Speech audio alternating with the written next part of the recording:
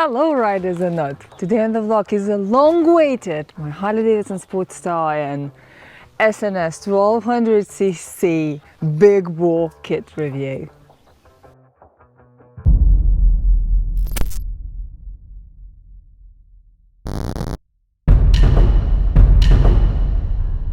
I had my bike upgraded at House of Fender last year. S&S claims with big bore kit it's 80% power increase on the stock Iron 83. However, my Sparrow already had a Vantanines pipe and Screaming Eagle filter, what is called stage 1. Now my bike is stage 3. My bike now has new pistons, new piston heads, cylinders and camshafts. Also, to handle the new engine, Tom upgraded my clutch to a harder and more suitable for more power. After I did 500 miles, I took Sparrow back to Tom's to have a first service after the engine upgrade and to do all the checks. How is the new engine doing?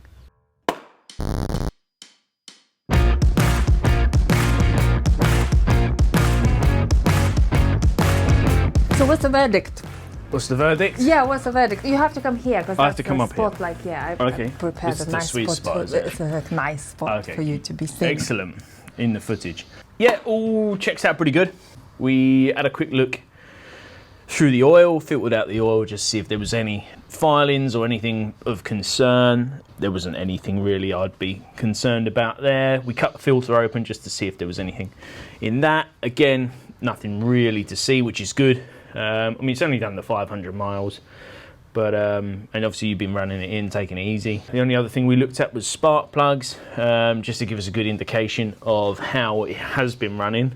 Yeah, they look okay. They always do look a little bit weak on these fuel injected bikes, but they look fine for what you've done. And then what you explained to me about there's a slight kind of flat spot or a delay around 3,000. Around 3,000, yeah. So I think, because yours has got the Screaming Eagle race tuner, we're a little bit limited here in what we can do in terms of setting that up. You know, we've taken it out on the road, auto-tuned it and all of that, but we're sort of limited without a dyno of taking it any further. Okay. So you would recommend to dyno it if I wanted spot on? Yeah, to get it. Yeah. I mean, we're gonna be close, but I think a dyno, you would really feel the difference on a low end. That flat spot area, they'll be able to tune all of that out, and it will make a big difference. What we've done is made it safe to run. But to really get the best out of it, I think the dyno is going to be the way forward. But I'm thinking maybe to do stage 4.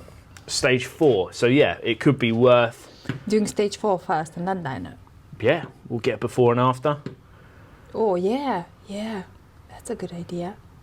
And then you know what difference you could say to people, with the stage 4. Yeah, worth it. I was at this, and then it took me to this, and sort of share to people, because people will be interested to know what you're going to get, or what you get out of, what's the difference between, this and a stage 4. And also I told Tom that brakes really needs upgraded. The front brake is really with the more performance of a bike, I've noticed you got more power. Exactly, but not enough power to stop it. And we're thinking of changing maybe all front end, maybe putting upside down. If any of you change the iron front end, what did you put? What brakes? If you change your brakes to double discs, what you used? I heard some people use Buell. I heard some people putting Roadster front end. So if you made the change like this, let us know in the comments and let everyone know, because we looking for different options to choose the best and maybe looking the best and performing the best and all over the way. Just interested in people who've done something in the real world. With the new engine, you've got increase in performance, but maybe there's other things around the bike like suspension, obviously brakes that we just talked about, that could also do with an uplift, so it all matches with what we've now got from the engine. Thank you so much. No problem. I'll see you very soon. Yeah, thanks for coming down.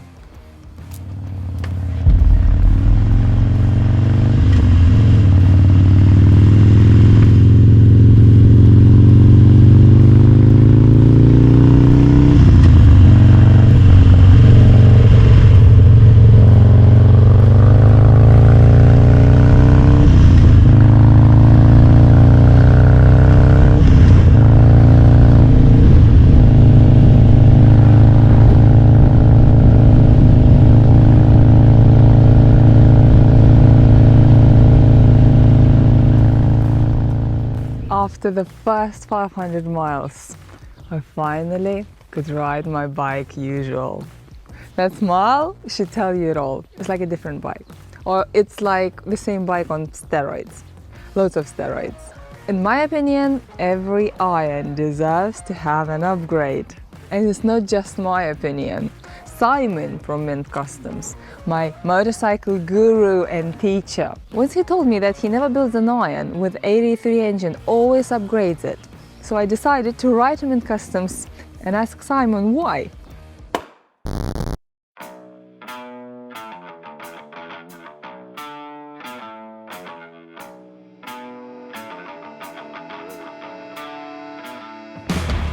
For those of you who's not watching my channel religiously and haven't watched the building series, this is Simon from Mint Customs, a bike builder. Hello. And Simon currently builds mostly Sportsters. Yes. And you said you never build a Sportster if it has 83 engine. If it is an iron with 83, you always upgrade the engine to 1200. Yes, 1200 or 1250 or 1275. And why is that? Because the 883 is okay. It's a great engine, but there's just a little bit more power to the 1200, and 1200 sell better if you want to. If you've built a chopper, it's an 883. You're like, So it's worth an investment, even if you have like your own bike. If you'll upgrade, it will sell better. Certainly sell better with a 1200 kit on it, and although it's frowned upon a little bit, but you could actually leave it 883 on your insurance. It's up to you, or you could be really quite sad and send that off to DVLA and say it's now 1200, but not sad, but compliant. That's 83, and you just currently had to rebuild this engine because the previous guy who did it, he didn't do it very well. No. What happened? A day or so into the middle of the Alps, it let go. There was just oil coming out of the exhaust pipes, and I was like, it's top end, something top end has gone. The guys that were with me, there was 8 of us on the trip, and they made me ride at the back because it's just blue smoke. And I did limp it, but I limped it back, pulled the motor down, and there was no valve stem oil seals in the engine. It was a new set of pistons, bored out barrel. It looks like the barrels have been bored out to 12, but there's 1200 pistons in it.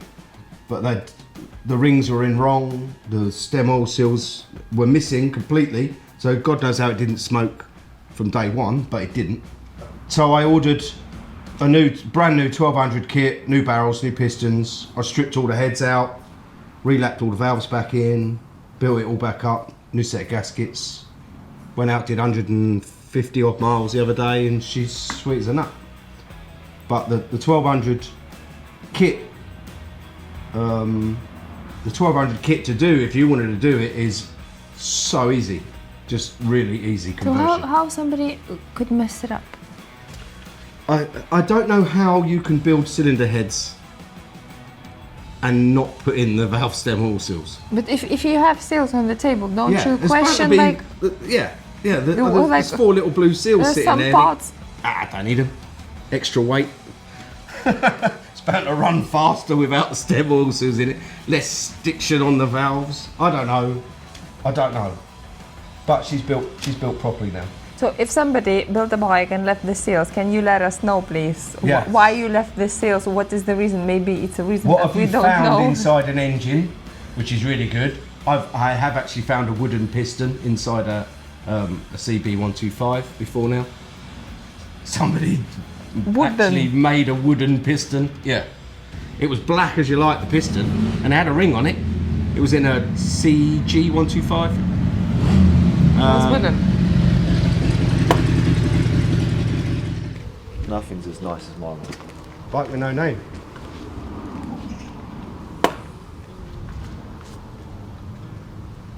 Oh, I love it. When it holds together, bits tend to fall off. Yeah, I only lost one bolt on the way here, Did ya? which I thought was really good. Only one. Just the brass one that sits on top of the lever there. Oh, they're expensive. Which is just a small bit, so Yeah. I'm happy. Oh, you're walking around with that. What did you want? I want you to show what happens when shit happens. Is in it the recording? engine. Yes. As I said, yeah, a guy put his own cams in. And I bought the engine with these nice crane cams in it. And went to fire it up and it didn't start very well. And then I did a compression check on the front cylinder. There was no compression. So I took the rocker off. And you found a surprise. And found A push rod. found a push rod, or 2 push rods on that cylinder, and a piston with a valve in it. Custom. Yeah, it's perfect, look. Oh dear. Yeah. I'll tell you what we should do. We should do with this is the person that can come up with the most interesting story about what they've found on an engine, we will make this into a trophy and send it to them. Not a wooden piston, I've seen that already. But An and we'll earring? make this. You found an earring? Yeah, I well? found an earring in one, yeah, in the sump. And we'll make this into a trophy and you can win it. Signed by Dimonte. Welded by me. Yeah, I'm gonna weld my you initials. make the trophy. I'll donate the parts, you make it. Okay. What else did you want to know? I want to know, would you recommend the 1200 kit? The 100%. 1250 S&S kit, would you If recommend can afford it? if you can afford it, the 1275 hammer. Uh-huh. If you can just about afford it, go for the S&S kit. If you're looking for a budget kit, do the V-Twin Mania kit, which is what I've used on this, because I'm tight. I've also used the later barrels on this because the fin sizes are actually bigger. Actually physically bigger than the cylinder heads. But it's good to do that for extra cooling. The reason why they did that was to keep the barrels cooler. Which is a great idea, but if you do decide to do something as funky as that, you've got to be prepared to machine the inside fins to make your carburettor fit. Anyway, that's the 1200 kit. Yes, I recommend it.